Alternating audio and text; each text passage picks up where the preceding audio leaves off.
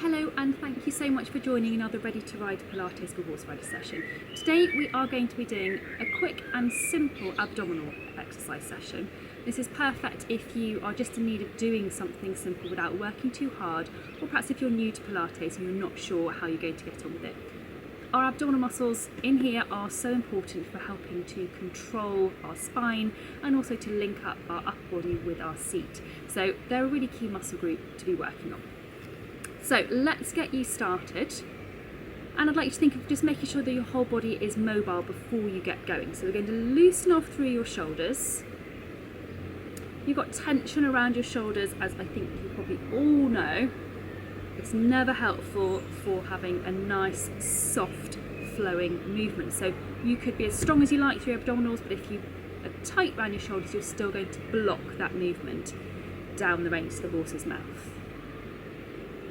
Okay, then pop your arms across your chest, and I would like you to focus your mind, you might even want to close your eyes as you do it, on your seat bones, and just watch that you've got equal weight through both of your seat bones. Then you're going to turn your shoulders from side to side. And as you go into those turns, keep your shoulders level, or be aware anyway, if you can, of your shoulders being level. And watch that that pressure through your seat bones stays equal the whole time. So many of us tend to collapse to one side, and being aware when you're on the horse is so difficult because you're thinking about other things. If you can do it when you're off the horse, that's a much better place to start. Okay, then you're going to swap which arm is on top, and you're going to swap which way around you cross your legs, and you will now probably be in the way that feels a bit weird, but same again. Equal weight through your seat bones and into those turns. Once again, are your shoulders level as you go into those turns?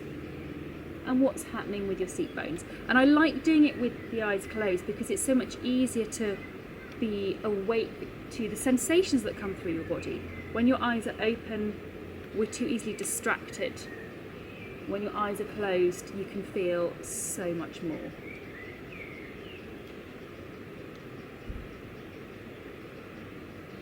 Okay, we're now going to go down onto the mat, and we're going to start off on your front with an exercise called the Swan Dive. I do apologise, my lawn is not flat, so I'm disappearing slightly off out of the side here.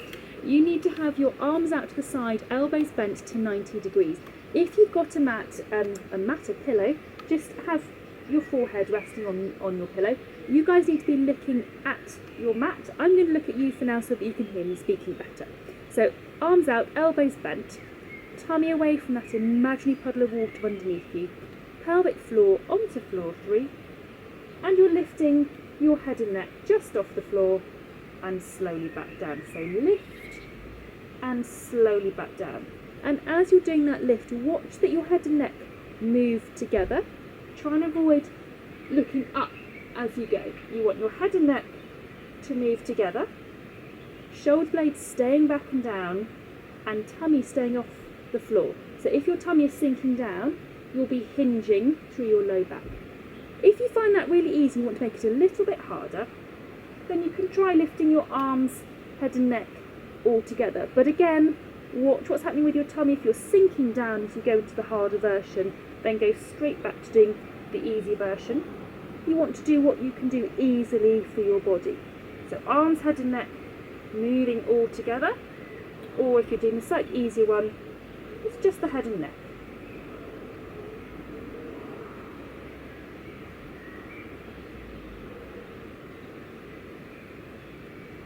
Super job. Okay, we're going to go onto your side now, and I'd like you into the capital L position, and we're going to do an exercise called the side bend. So capital L, straight line from shoulders, hips to knees, top arm resting onto your top side.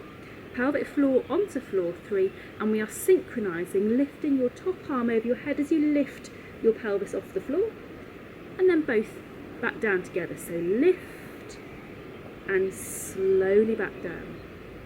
Keep the pelvic floor onto floor 3 all the way through, and keep your breathing as regular as you can. Try to not take in a breath as you go into that lift.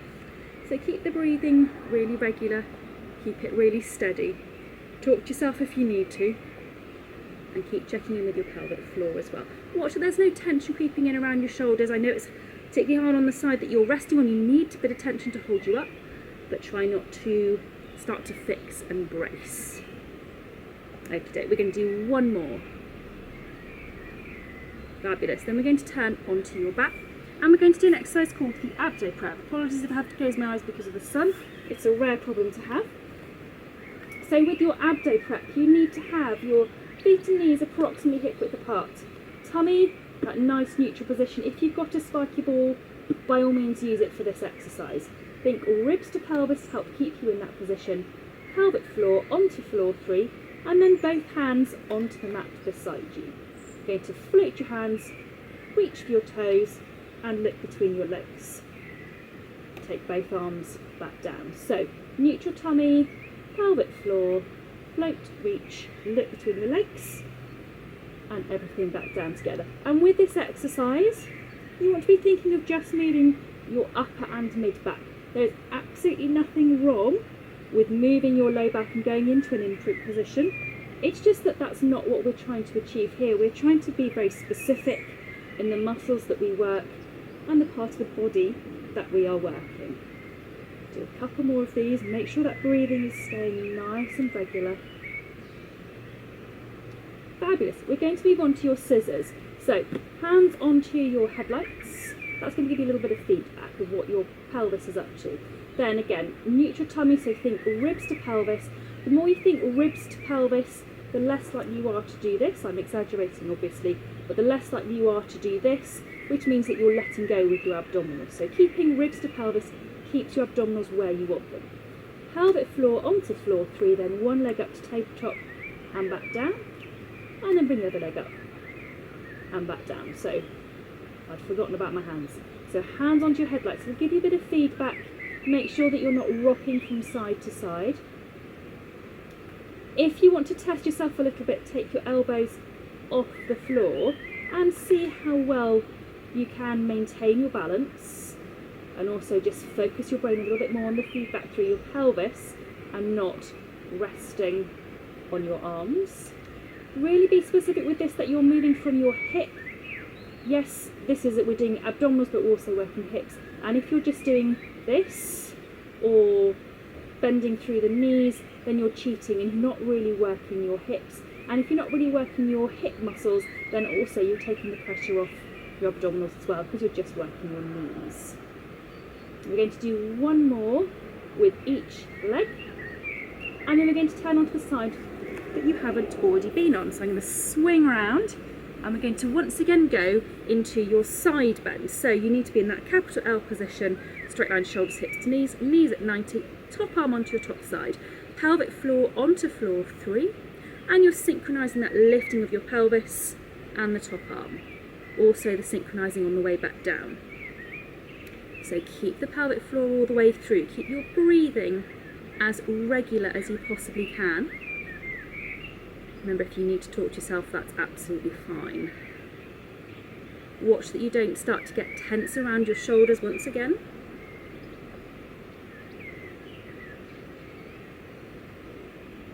So you want to be relaxed through the movement. Think how much that applies to when you're working the horse. You want the strength through the movement, but you want to be relaxed with it as well. We'll do 2 more of this one. Last one. And then we're going to turn onto your hands and knees. And I would like you to have your hands just in front of your shoulders, knees underneath your hips, and your toes underneath your feet. Bring your pelvic floor lift up onto floor 3. Lift your knees and slowly back down. And when I say lift a little way, I mean to maximum of 3 inches. Sometimes people end up here, and actually that ends up working the rest of your body much more than it does your abdominals. You should find by doing even just a few of these that you start to feel it in your abdominals. Of course, you're going to feel it in other places too, particularly around your shoulders. Keep that breathing very regular. Don't feel that you've got to hold this position. We're not looking for holding in a static position. We want to think about strength and control into and out of a position through that movement. Again, just like you do with the horse. Okay, we're going to do 2 more of this one. Keep that breathing regular, keep the pelvic floor. Okay, then bring your hands towards your knees, flatten your feet. Now, not everyone finds this exercise particularly easy. If you can't get into this position, just sit in this position as much as you feel comfortable to do so. We're going to take your hands forwards as far as comfortable and do a couple of nice big breaths in.